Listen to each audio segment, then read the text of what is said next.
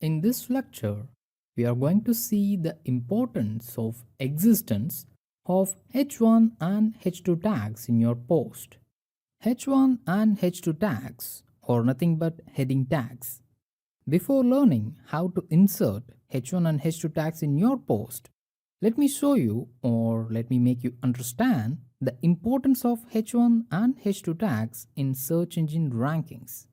The average usage of H2 tags has increased by around 4 to 5% in 2016 from second search result to the 30th one. Also, you can see that the percentage of usage of these H2 and even H1 tags is increasing gradually from the 30th search result to the second one. Almost 70 to 80% of top 20 pages are optimized with the existence of H1 headings. So it has become a prerequisite for a good ranking. In recent 2016 research data, the proportion of landing pages with a H1 in the source code has risen for almost all search positions compared with last year. The interesting part in this year's research is the correlation factor itself.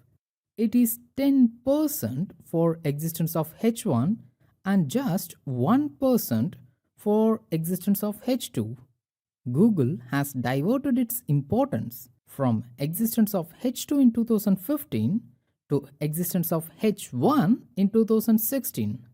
Even then, the existence of H2 in top 10 search results has increased from 74% in 2015 to 77% in 2016. And you can clearly see that not all top URLs use H2 headings in their content, such as from 8th to 10th.